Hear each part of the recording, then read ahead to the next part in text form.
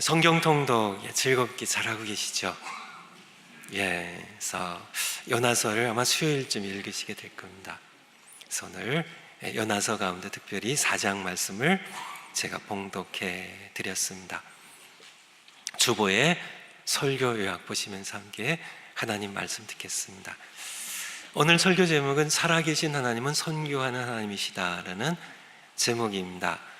여호와의 말씀이 아미떼 아들 요나에게 임하니라 이르시되 1장 1절 말씀입니다. 1장 1절 말씀. 선지자였던 요나에게 하나님의 말씀이 임했습니다. 1장 2절에 보면 너는 저 큰 성읍입니다. 니느웨로 가서 그것을 향하여 외치라. 그 외침의 내용의 말씀은 3장 4절에 있습니다. 3장 4절에 요나가 그 성읍에 들어가서 하루 동안 다니며 외쳐 이르되 40일이 지나면 니느웨가 무너지리라는 하나님의 심판의 경고의 말씀이었습니다. 그것을 니느웨로 가서 1장 2절에 외치라 말씀하셨습니다. 3절에 보면 그러나 요나가 여호와의 얼굴을 피하려고 일어나 다시스로 도망하려 하여 욥바로 내려갔더니 하는 말씀입니다. 주보의 설교와 같이 봐주세요. 첫 번째, 하나님의 말씀이 아미떼 아들 요나에게 임했습니다. 너는 가서 니느웨 성에 가서 40일이 지나면 하나님의 심판을 받아 니느웨가 멸망하리라는, 무너지리라는 심판의 경고를 그 성에 가서 외치라고 요나에게 말씀하셨습니다. 그러나 이 역사적인 배경으로 보면 이 아수르 제국이 그 당시에 요나 선지자 시절에 이스라엘을 가장 괴롭히는 가장 큰 적국이었습니다. 적국이었고 니느웨는 그 나라의 수도였습니다. 그런데 하나님께서 그 니느웨에 가서 심판의 경고를 외치라는 말씀이 떨어진 거죠. 두 번째, 도망치는 요나, 추격하신 하나님입니다. 이 하나님의 경고의 말씀을 이렇게 요나가 들었을 때 요나에게는 매우 기뻤을 겁니다. 왜냐하면 자기만 도망치면 40일 뒤에 자기를 가장 괴롭히는 이스라엘의 큰 대적인 아수르 제국의 수도가 무너지거든요. 참 기쁜 소식이죠. 도망치기만 하면 이제 틀림없이, 참 어김없이 하나님의 심판은 임할 텐데요. 그래서 그는 도주를 하게 되죠. 도주를요.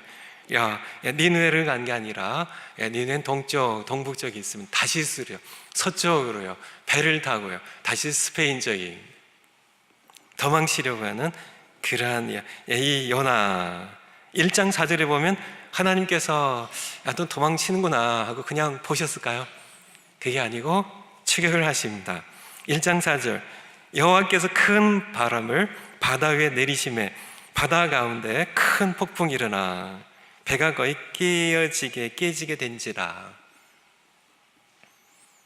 여러분이 만난 하나님 어떤 하나님이신가요? 좋으신 하나님이시죠. 참 하나님의 참 깊은 사랑과 좋으심, 참 살아계신 여러분의 하나님, 여러분의 아버지, 그분을 여러분이 많이 경험하고 살아가시겠지만은 또 하나님, 우리 하나님의 한 모습입니다. 우리를 포기하지 않으신 하나님이세요. 추격하신 하나님입니다. 폭풍을 몰고 요나를 쫓아가신 하나님. 결국은 요나가 내뺐을까요? 아니면 하나님께 붙잡혔을까요? 결국 하나님께 붙잡히게 되죠. 이제 여러분이 요나서를 계속 읽어 가시기 바라고요. 그래서 할 수 없이 요나가 3장 1절에 보면 3장 1절입니다. 여호와의 말씀이 두 번째로 요나에게 임하니라 이르시되, 두 번째로 임했습니다. 일어나 저 큰 성읍 니느웨로 가서 내가 네게 명한 바를 그들에게 선포하라. 1장 2절의 말씀을 그대로 내가 첫 번째 명했던 그 말씀입니다.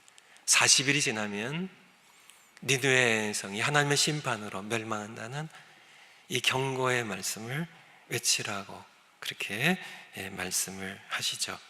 3절에 요나가 여호와의 말씀대로 일어나서 니느웨로 가니라. 니느웨는 사흘 동안 걸을 만큼 하나님 앞에 큰 성읍이더라. 고고학의 발견에 의하면 니느웨 성이 이 성곽의 길이가 8마일이라 그러네요. 그리고 그 시대에 주거나 왕궁의 그 규모나 이런 것으로 미뤄봐서 약 17만 5천 명 정도가 성읍 안에서만 거주할 수 있는 그런 큰 성입니다. 그래서 3일 동안 이렇게 걸어 다니면서 외쳐야 될 큰 성읍이에요.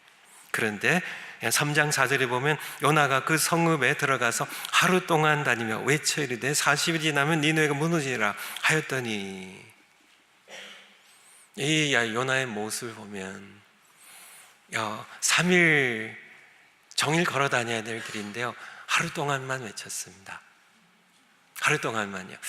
제가 이 요나의 마음을 제가 알 수는 없지만은 그랬을 것 같아요.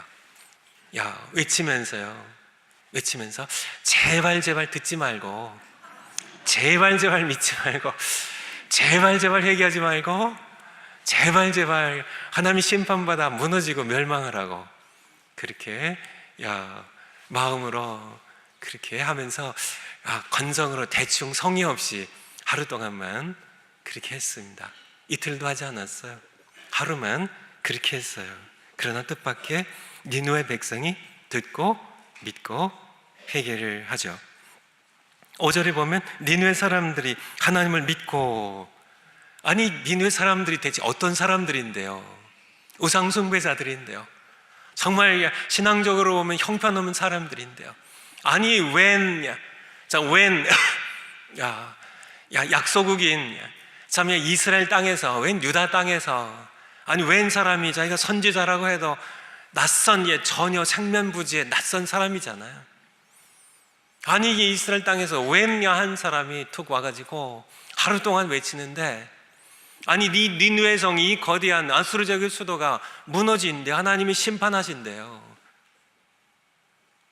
그런데요, 뜻밖의 그들이, 전혀 믿을 것 같지 않았던 그들이 듣고 회개하는, 하나님의 역사는 참 신비하죠. 놀랍죠. 그들이 회개를 해요. 6절에 보면 니느웨 왕이 그 일이 왕궁까지 보고가 됐습니다. 그래서 그가 참 대신들과 함께 조서를 내려서 니느웨 선포를 가지고 전부 금식하고 하나님 앞에 부르짖어 회개하라고, 그렇게 진행이 됐습니다. 그런 그들을 10절에 보면 하나님이 그들이 행한 것, 곧 그 악한 길에서 돌이켜 떠난 것을 보시고 하나님이 뜻을 돌이키사 그들에게 내리리라고 말씀하신 재앙을 내리지 아니하시니라. 바로 하나님의 모습입니다. 세 번째, 분노하는 요나입니다. 4장 1절에 보면 요나가 어떻게 했어요? 매우 싫어하고 성내며. 요나가 매우입니다. 매우. 아니 하나님께 이렇게 하는 사람 처음 봤어요, 성경에서. 감이에요. 하나님 앞에 자기가 선지자였지. 하나님 앞에 매우 싫어하며 성내며 여호와께 기도하이르되, 여호와여, 내가 고국에 있을 때 이러하겠다고 말씀하지 아니하였나이까? 그러므로 내가 빨리 다시스로 도망하였사오니 주께서는 의로우시며 자비로우시며 노하기를 더디하시며 인애가 크시다 뜻을 돌이켜 재앙을 내리시지 아니하신 하나님이신 줄 내가 알았기 때문에. 아니 내가 그럴 줄 알았습니다. 내가 그럴 줄 알았습니다. 내가 고국에 있을 때 내가 그럴 줄 알았습니다. 이 사람들도 내가 참 심판을 경고해서 회개하면 하나님께서는 자비로우시고 노하기를 더디하시고 은혜로우신 하나님이셔서 돌이키실까봐, 심판 안 하실까봐 내가 도망쳤는데 기어코 그렇게 쫓아오셔가지고 나를 붙잡아서 다시 이렇게 외치게 하시니 하나님께 하실 일입니다. 난 죽겠습니다. 차라리. 3절입니다. 여호와여, 원하건대 이제 내 생명을 거두어 가소서. 사는 것보다 죽는 것이 내게 나음입니다. 차라리 날 죽이세요. 심판하시든지 날 죽이세요. 그렇게 하나님께 대드는 선지자가 요나입니다.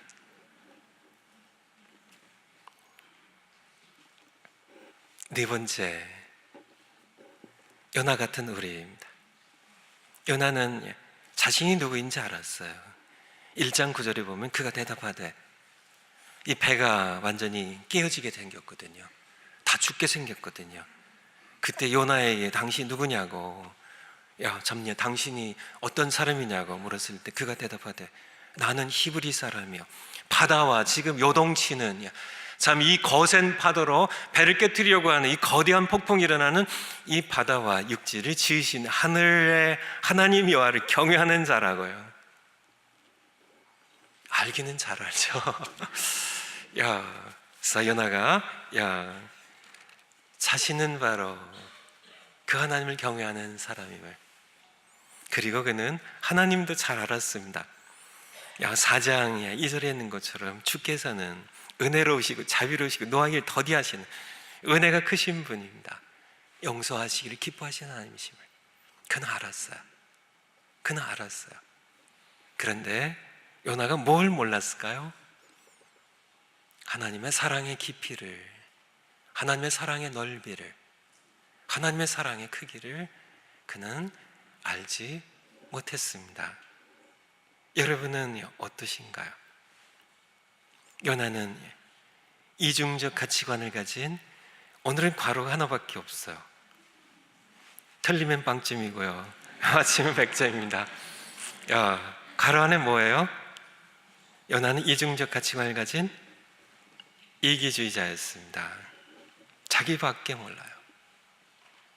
자기에게 은혜를 베푸신 건 감사하고, 2장 9절에 보면 나는 감사하는 목소리로 살려주셨거든요.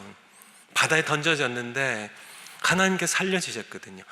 자기에게 베푸신 은혜는 감사하고, 자기 민족에게 베푸시는 그 하나님의 은혜는 감사하고요. 일본에 베푸시면 어떨? 여러분, 일본이 잘 되는 거 어떠세요? 일본이 참 미국이랑 축구해가지고 일본이 이겼어요. 어떠세요? 어떠세요? 씁쓸하세요? 왜 씁쓸하세요? 그래도 우리는 70년이 지났잖아요. 71년이 지났죠. 해방 후에. 정말 우리 민족을 경제적으로 수탈하고요, 수많은 사람들 징용으로 끌려가서, 저희 큰 외삼촌도 징용으로 끌려갔다가 살아갖고 오셨는데요. 우리 젊은 여성들을, 또 10대 소년들을 위안부로 끌어가서 그렇게 온갖 그런 수모를 겪게 했던, 독립운동, 항일운동을 한다고 우리의 할아버지들을, 우리 할머니들 감옥에 가두고 고문을 하고 죽였던, 항일운동을 한다고 제암리에 있는 교회를 모아놓고 불태워 죽였던 일제에 대해서 지금은 세월이 흘렀으니까요, 우리가 많이 잊혀져 가고 있지만은 요나는 지금 진행 중이었거든요. 일본에 가서 복음을 전하라고, 일본을 내가 40일 후에 내가 침몰시키겠다고 하시면, 여러분 도망칠래요? 아니면 가실래요? 어떻게 하실래요? 내가 가서 일본이 살았습니다. 40일이면 멸망할 건데 나 때문에 일본이 살아났어요. 그러면 어떻게 하실래요? 차라리 내가 죽겠습니다. 내가 민족의 배신자가 되느니 차라리 날 죽여줘. 내가 그럴 줄 알았다니까요 하면서 요나처럼 항의하실래요? 어떻게 하실래요? 여러분이 이해한 하나님의 사랑의 깊이가, 넓이가 어떠신지, 내 민족을 위해서는 너무 감사하고 고맙지만은 남에게 타민족에 더욱이 우리를 괴롭히는, 내 아들 때리고 내 딸을 이렇게 더럽혔던 그런 이 흉악한 그런 사람들, 그들도 하나님께 사랑하신다고 하시면 여러분 어떻게 하시겠어요? 아닙니다. 그는 심판받아 죽는 게 좋겠어요. 차라리 그를 심판 안 하시려면 나를 죽여주세요 하고. 이 요나의 마음입니다. 요나의 마음 이해하시겠죠? 그렇지만은 하나님의 마음은 니느웨 백성들도 불쌍히신 하나님입니다. 우리는 요나도 그렇고요, 저도 그렇고요, 여러분들도 아마 모두 정도 차이는 있겠지만 다 비슷하지 않을까 싶어요. 내가 잘 되는 것은 고맙고 상대가 잘 되는 것은 싫습니다. 니느웨 백성을 살려주신 것은 싫어요. 하나님의 은혜로우시며 하나님의 자비로우심에 대해서 열을 내며 화를 내는 그 요나처럼 우리도 우리의 속은 그러한 면들이 많이 있다는 사실입니다. 우리 옛말에 사촌이 땅을 샀는데 배가 아프다는 얘기가 있는데요. 이해가 되시죠? 이해가 되시죠? 근데 참 신기한 일입니다. 왜 사촌이 땅을 샀는데 왜 내 배가 아파요? 참 이해가 안 되지만은 그게 현실이잖아요. 그렇죠? 사촌이 망했습니다. 어때요? 겉으로는 너 안 됐다 이렇게 하지만은 속으로는 너 참 잘 됐다 이렇게 하지 않나요? 그렇게 하지 않나요? 예를 들어서 연봉이 내가 연봉이 10만 불입니다. 10만 불 번다고요. 행복할까요? 불행할까요? 아직은 몰라요. 아직 모릅니다. 내 주변의 모든 사람들이 다 친구들이 같이 공부한 친구들이 전부 20만 불 이상 받아요. 나만 10만 불이에요. 어떨까요? 불행하죠.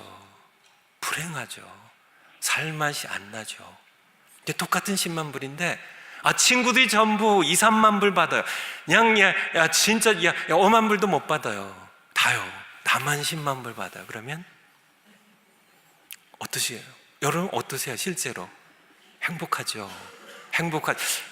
내가 그래도 내가 학교 다닐 때 공부를 못했는데 너희들 봐라 내가 10만 불 받아나 하면서 행복하고 그렇게 하지 않을까요? 버스를 타고 가다 대형 교통사고가 났습니다. 근데 내 오른쪽 다리가 부러졌어요. 뼈가 부러졌어요. 행복할까 불행할까요? 아직 모릅니다. 같이 버스에 탔던 사람들이 전부 죽거나 중상이에요. 난리가 났습니다. 울고. 그러면 어떨까요? 행복하죠. 그런데 대형 교통사고인데 다 멀쩡해요. 신기하게도 자기만 다리가 부러졌어요. 그쵸. 우리는 남의 불행과 나를 비교하여 남이 불행할 때 행복한 그런 존재입니다.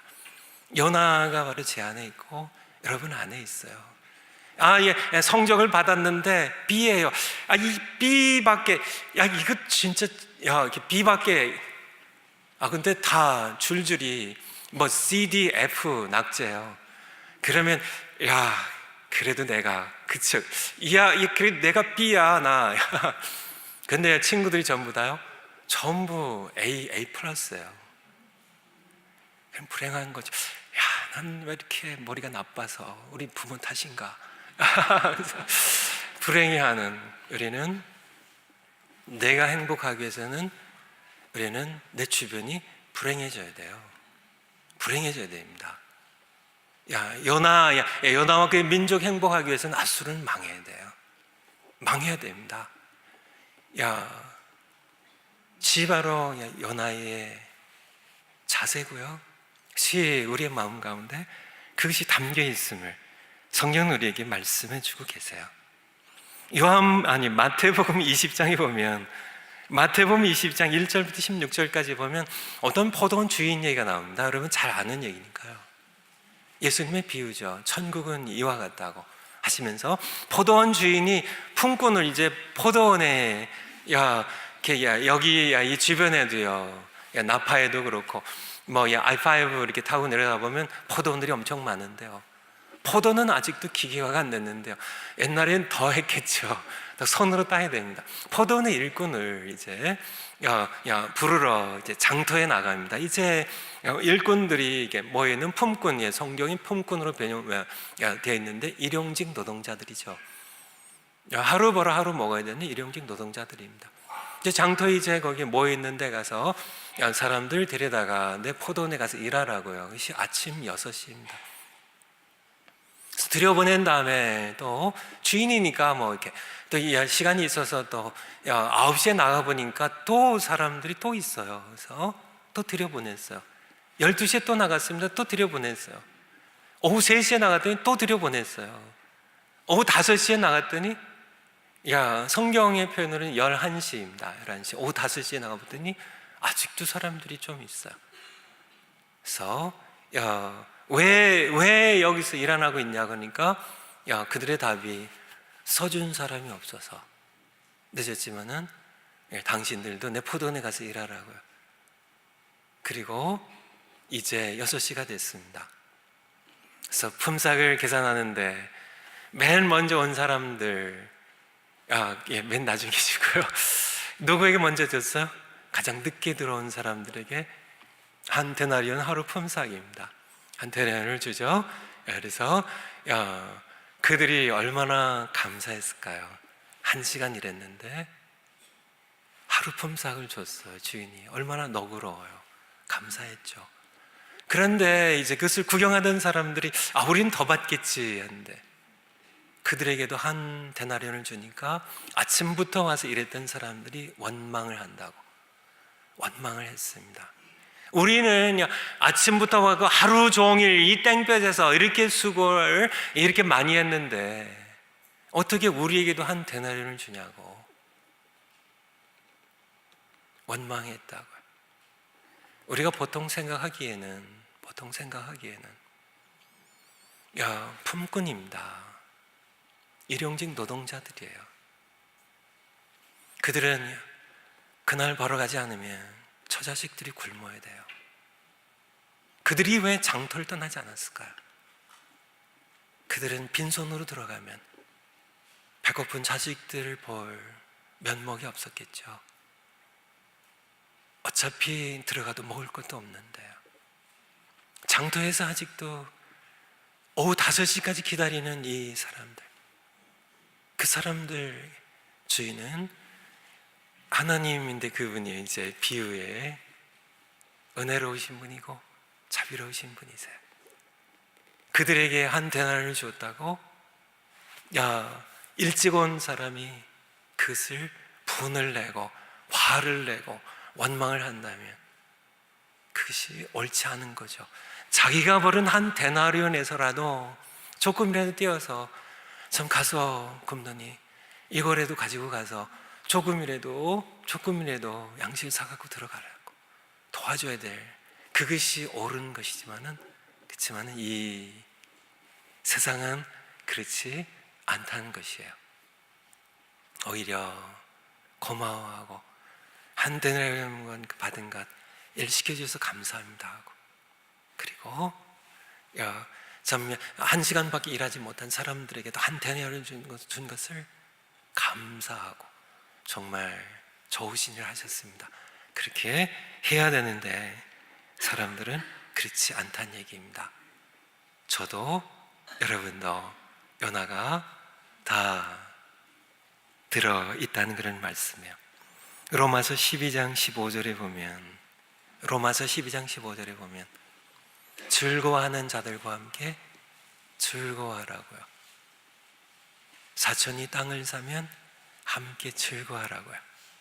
즐거워할 때 우는 자들과 함께 울라고요.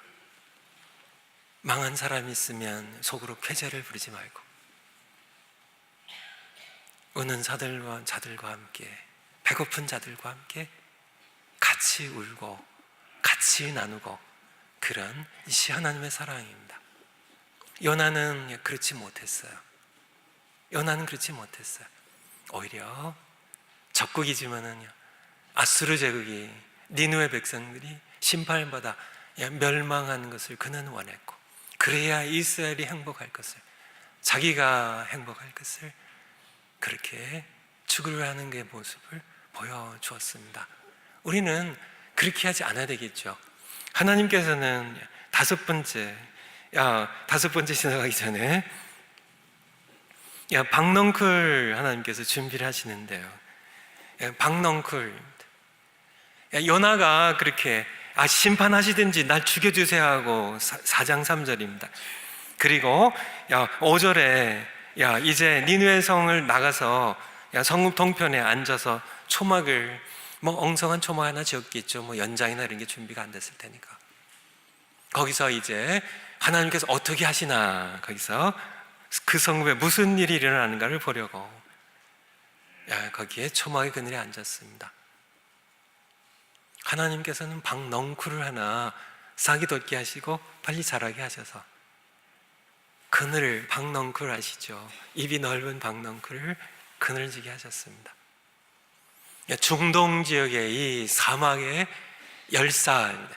그 뜨거운 태양에 이글거리는 그곳에 이 사막에 바람까지 불어오면 정신이 없죠.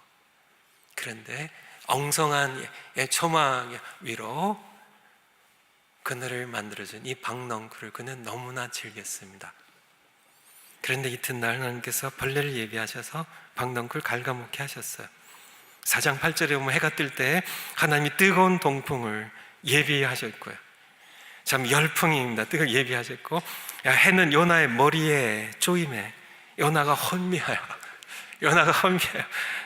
스스로 죽기를 과해 이르시되 차라리 죽여주세요.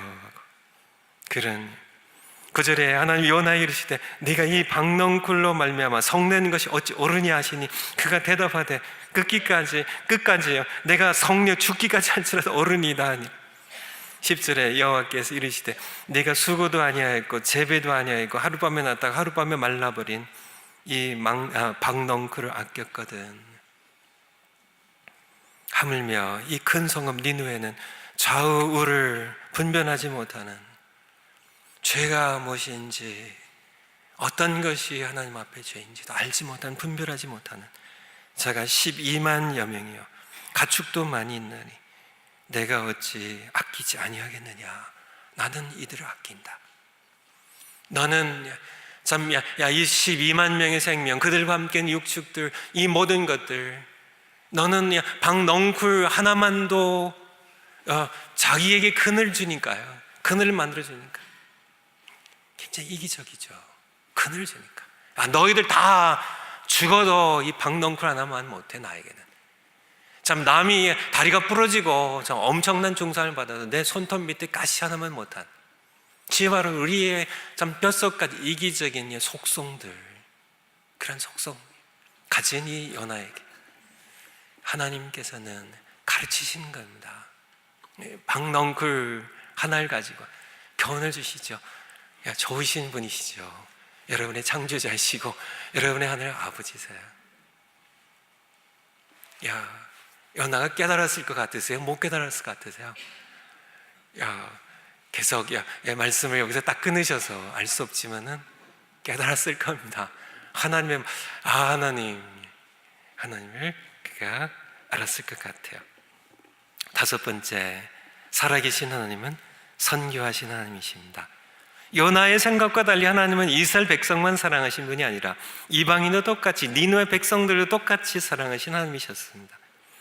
하나님께서는 아브라함 부르셨죠. 맞습니다. 그의 후손을 택하셨어요. 그렇지만은 그들만을 사랑하고 그들만의 하나님이 되기 위한 것이 아니라 그들을 통해 땅의 모든 족속을 복주시기 위한 것이었음을 창세기 12장 1절에서 3절까지 선명하게, 판명하게 우리에게 말씀해 주고 계세요. 너로 말미암아 내가 너에게 복을 주는데 너만 복 주는 게 아니라 너에게 복을 줘서 너라는 통로를 통하여 땅의 모든 족속이 복을 받게 하려고, 너의 후손을 통하여 복을 받게 하려고 창세기 1장부터 11장까지 창조하셨습니다. 타락했습니다. 하나님께서 노아 홍수로 심판하셨습니다. 그렇지만 또 바벨탑을 쌓는 이 인류의 악함을 아시고 한 백성을 제사장 민족 삼으셔서 전 세계 땅의 모든 족속에게 복을 받게 하시려고, 하나님께 돌아오게 하시려고 그들을 사용하시지만 그들은 요나처럼 그들은 거부했습니다. 거부했어요. 하지만 하나님 포기하지 않으셨죠. 아브라함의 씨로, 아브라함의 후손으로 이 땅에 자기의 아들을 사람이 되어 보내셔서 결국은 이 약속을 이루셔서 오늘도 우리가 이 복음을 듣고요, 오늘도 5분이 복음을 듣고 예수님 주님으로 영접하고 하나님의 자녀로 인치심을 받는 세례 예식 거행했는데, 바로 우리까지도 하나님께서는 하나님 알 수 있는 복을 주셨습니다.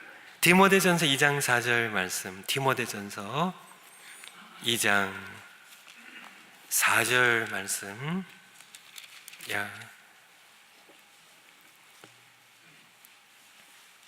찾으신 분들 같이 한번 읽겠습니다. 시작. 하나님은 모든 사람이 구원을 받으며 진리를 아는 데 이르기를 원하시느니라. 우리 하나님은 바로 그런 분이십니다. 숙제입니다. 숙제. 특별 새벽 기도에 참여하기입니다. 하나님은 나만, 요나처럼 나만이 아니고 바로 죽음의 길을 걷고 있는 잃어버린 영혼들을 그들도 사랑하시는데, 우리가 요나처럼 박넝쿨 하나만도 못되게 그렇게 그 사람들을 여기지는 않는 우리가 되어야 할 겁니다. 하나님께서 니느웨 백성들을 아끼셨던 것처럼 아직도 하나님을 알지 못한 채 살아간 사람들을 아끼신다는 사실을 우리 이해했으면 좋겠고요. 두 번째 숙제입니다. 도무지 믿을 것 같지 않았다. 니느웨 사람들도 믿고 회개했다는 겁니다. 여러분들도 VIP를 이렇게 놓고 기도할 때, 목사님 말도 마세요. 그 사람은 안 돼요, 목사님. 그렇게 하신 분이 계시나요? 근데 니느웨 사람들도, 그들도 때가 되니까 믿고, 듣고 믿고 회개했어요. 그러니까 여러분들이 참 도저히 믿을 것 같지 않은 그러한 분들도 하나님의 때가 되면 오실 겁니다. 그래서 그들의 창조자 하나님을 그들도 만날 수 있도록, 그래서 우리가 그들에게 줄 수 있는 최고의 선물이고요, 영원한 선물입니다. 근데 우리의 선물은 아니고 사실은 하나님의 선물이에요. 그때 하나님의 선물을, 하나님을 만나고 하나님의 자녀로 거듭나는 선물을 받을 수 있도록 도와주시는 여러분들 모두 되시기 바랍니다. 기도하시겠습니다.